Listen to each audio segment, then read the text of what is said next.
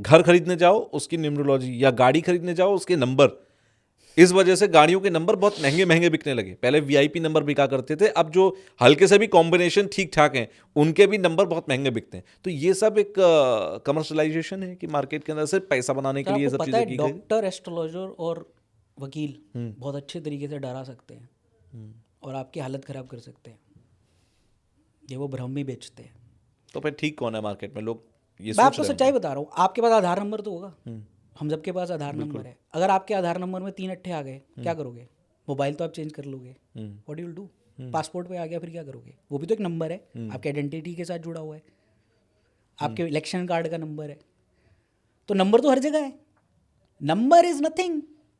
अब आप सबसे पहले तो मुझे इस सवाल में मैंने कहा ना हम बात करेंगे, सबसे पहले तो किसने कहा एक नंबर सूर्य का है? किसने कहा? पहले तो मुझे ये बताओ, who can give me this answer कि 1 नंबर सन है, 1 नंबर मून क्यों नहीं हो सकता? किसने कहा? या तो आप एक सबटल बता दो कि भाई इस ऋषि ने कहा, श्री राम जी ने कहा, कृष्ण जी ने भगवत गीता में कहा कि 1 नंबर को सूर्य मानो, तो मैं मानूंगा क्योंकि मेरे भगवान ने कहा। अरे भाई, हम में से आप में से किसी ने, न्यूमरोलॉजी वेस्टर्न कल्चर में स्टार्ट हुई, कीरो ने प्रैक्टिस की। Numerology was the science only to relate the physical traits of a person with the numbers, कि एक नंबर वालों का फिजिकल ट्रेट ऐसा होगा। किस तरीके का आप होगा। जितनी भी न्यूमरोलॉजी की किताब उठाओ वो एक ही चीज बोलेगी कि एक मूलांक वालों के साथ ये हो सकता है, क्योंकि उनका जो इम्पल्स है वो 1 के साथ जुड़ा हुआ है। 1 is the number which gives this thing, 2 is the number which gives emotions, ठीक है, 3 is the number which gives good communication या दिस टाइप का। क्या उसमें किसी ने कहा? ये तो हमारे लोगों ने मसाला डाल दिया साथ में। 3 नंबर बुध, 4 नंबर को वेल्ला ही बर्बाद कर दिया राहु के साथ जुड़ के। भाई क्यों 4 नंबर खराब, मतलब 4 नंबर की तो डेस्टिनी ही खराब कर दी, 8 नंबर को यूं ही खराब कर दिया, 7 नंबर को केतु के साथ जोड़ के उसकी वाट लगा दी, जबकि 7 सबसे बड़ा कार्मिक नंबर है। इस साल 2026 मैं अपने क्लाइंट्स की किस्मत पलट सकता हूँ। 7 द्वार खुलेंगे सप्तऋषि के। आपको पता है हमारी ये क्या मैक्सिमम, मतलब है, मैं समझा नहीं ये बात। अभी बात करते हैं। ओके। 7 नंबर इज दी कार्मिक नंबर जो इतना स्ट्रांग है, जो आपकी मनी के फ्लो को ना तो 4 गुना बढ़ा सकता है। कभी इसने किसी ने सोचा उस बारे में?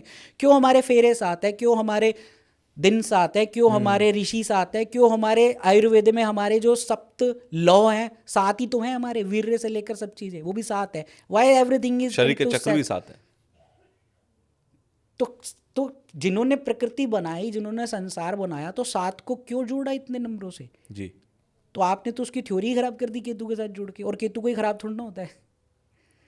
तो सर बात को कहना मैं ये चाहता हूँ कि लोगों को समझना है कि एस्ट्रोलॉजी और तंत्र एस्ट्रोलॉजी या डार्क एस्ट्रोलॉजी का जो हम डिफरेंस की बात कर रहे थे वो मैंने आपको इतने एग्जांपल्स के साथ दे दिया। एस्ट्रोलॉजी जो है, अब हम बात करते हैं डार्क एस्ट्रोलॉजी और तंत्र, मेरी एस्ट्रोलॉजी में क्या फ़र्क है। जी। नॉर्मल एस्ट्रोलॉजी प्रिडिक्शन बेस्ड होती है, प्रिडिक्शन करी। प्रिडिक्शन का मतलब क्या होता है, हिंदी टर्म क्या है प्रिडिक्शन का?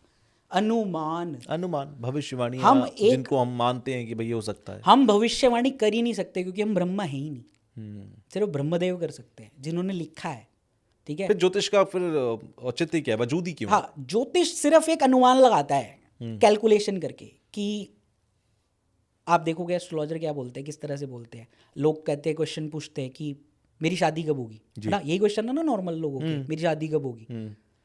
अब ज्योतिष देखता है 7th हाउस कब एक्टिवेट हो रहा है, क्योंकि सप्तम भाव क्या है, शादी का। अब वो कनेक्ट करता है कि सप्तम भाव की दशा आ रही है या सप्तम भाव के लॉर्ड की दशा आ रही है। थोड़े से और शाणे होते हैं ज्योतिष, वो जाते हैं नवांश देखते हैं कि नवांश के सप्तम भाव की दशा आ रही है तो इसमें भी शादी हो सकती है। अब अगर सप्तम भाव में बैठे हुए ग्रह जो है, ज्योतिष कहता है उनकी दशा में भी शादी हो सकती है। अब आप देखो ज्योतिष ने कितने सारे प्रिडिक्शंस कर दिए भाई। 7th लॉर्ड का स्वामी जहाँ बैठा है वो भी हो गया, 7th लॉर्ड के नक्षत्र में भी शादी हो जाएगी, नवांश में बैठे प्लैनेट्स की भी शादी हो जाएगी। तो आपकी शादी तो 12वें महीने कभी भी हो सकती है टेक्निकली।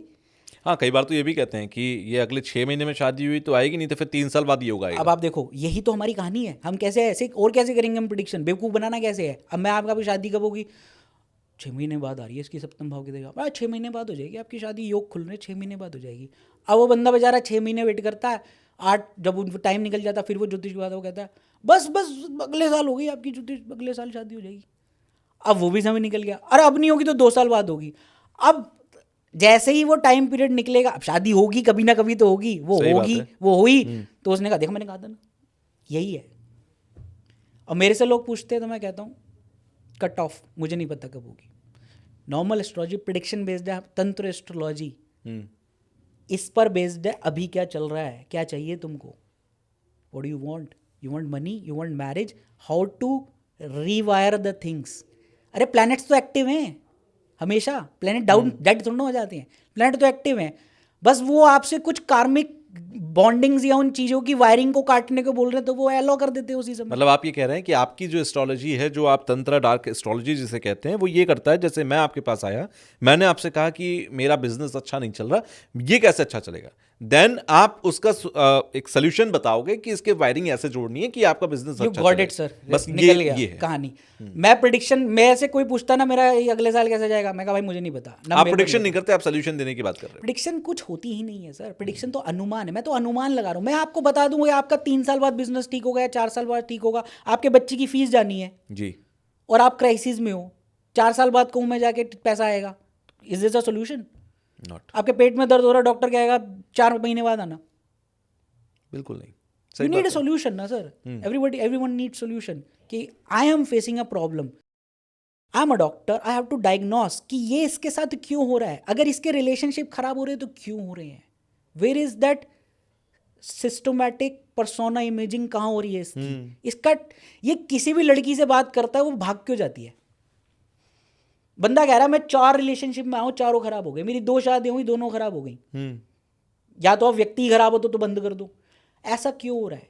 क्योंकि उसका जो पैटर्न है, जी। जो उसका रेजोनेंस इमेजिंग है, उसका जो भूत ग्रह है, वो उसके साथ पूर्व जन्म से ancestral encoding, family pattern repeating की मैं जो आपको बात कर रहा हूँ, वो चल रहा है उसके साथ। अब उसमें ना मंगल की दशा, ना राहु की दशा, ना शनि की दशा, इट इज डिस्कार्डेड। उसका प्रॉब्लम ये है कि जो उसका सप्तम भाव का स्वामी है जी। और जो उसके सप्तम भाव के लॉर्ड का स्वामी है, जो नक्षत्र लॉर्ड, सबसे इंपॉर्टेंट एस्ट्रोलॉजी है नक्षत्र एस्ट्रोलॉजी, जो रियल एस्ट्रोलॉजी है। ऊपर की एस्ट्रोलॉजी तो हम तो जरूर ऊपर की लेयर को ही देखते रहते हैं, वो ऐसे प्लैनेट के साथ वायरिंग करके बैठा है जो उसके इमोशन को ट्रिगर करती है। मैं इसको कंप्लीट आपको एक साइकिल बता देता हूँ। ठीक है। वो बंदा क्या करता है, वो जैसे ही किसी फीमेल के साथ जुड़ता है तो उसका फीमेल वीनस है, अब उसका वीनस है, अब वो वीनस क्या करता है, वो वायरिंग के साथ जुड़ा हुआ है 11th हाउस की। अब वो क्या करता है, जैसे ही उस फीमेल के साथ कनेक्शन बढ़ता है, वो धीरे धीरे 11th हाउस के साथ जो भूत ग्रह जुड़ा हुआ है, वो पुरानी लीनिएज के साथ, वो उसके ऊपर रिस्ट्रिक्शन डालना स्टार्ट करता है।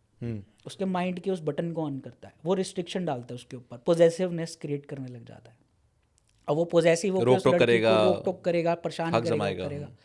अब वहाँ से वो 11th हाउस जो है वो उसके 8th हाउस पे कनेक्ट कर देता है। वो 8th हाउस का लॉर्ड उसको शक डलवाता है।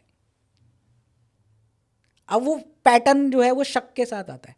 अब वो जुड़ा हुआ है मंगल के साथ, तो मंगल क्या है, एंगर वायरिंग है हमारी।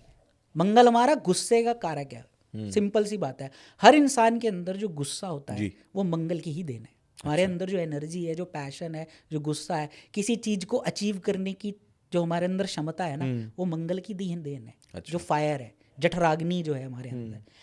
अब वो फायर की वायरिंग अगर बहुत तेज है तो आपको क्या होगा, इम्पल्स सेंडिंग होगी बार बार। बिल्कुल।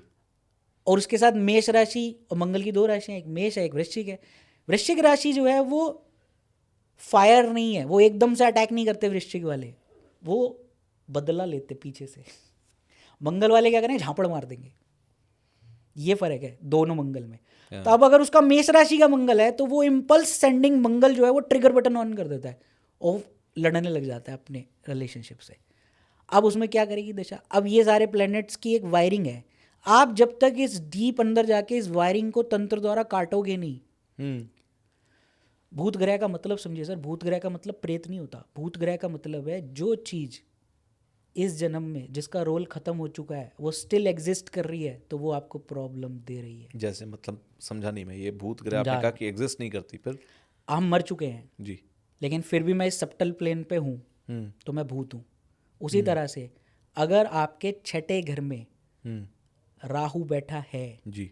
और राहु जिंदा है, जबकि वो होना नहीं चाहिए वहाँ पे जीवित, कर्जे के भाव से जुड़ा हुआ, लेकिन वो जीवित है क्योंकि वो एक पास्ट इनकोडिंग से वायरिंग जुड़ी हुई है। वो कह रहा है मुझे इस वायरिंग को काट दो तो मैं तेरा कर्जा खत्म कर दूंगा, तो मैं तेरे पर कर्ज नहीं करने दूंगा। बट वो वायरिंग ऑन है, वो कटी होनी चाहिए, इसका रोल नहीं है उसका इस जीवन में, लेकिन वो स्टिल ऑन है। तो ही आपको वो बार बार क्या करेगा, वो राहु आपको छठे घर कर्जा कराएगा कैसे, वो बार बार, राहु इज इल्यूजन, इज माया, वो आपको बार बार एक इल्यूजन में डालता है।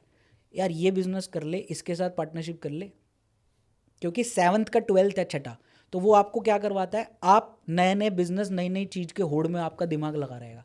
और आप जैसे आप ऐसे लोगों के पैटर्न को समझो, वो बार बार बोलेंगे सर मैंने ये बिजनेस किया, मैं इसमें भी नाकामयाब रहा, मैंने ये भी किया, उसके बाद मैं इसमें भी रहा, ये तो मेरा फैमिली बिजनेस है, मैंने इसको भी बर्बाद कर दिया। क्योंकि आपका कुछ नहीं हो रहा। वहाँ पे बैठा हुआ राहु सिर्फ क्या कर रहा है, क्योंकि उसका नक्षत्र लॉर्ड और उसकी वायरिंग इस तरह से कनेक्टेड है कि वो कटी होनी चाहिए, वो एक्टिव है। और ये इंसान के हाथ में है कि वो राहु की वायरिंग अगर कटी हुई नहीं तो वो काट दे? नहीं, इंसान के हाथ में नहीं, वो बता रहा हूँ मैं।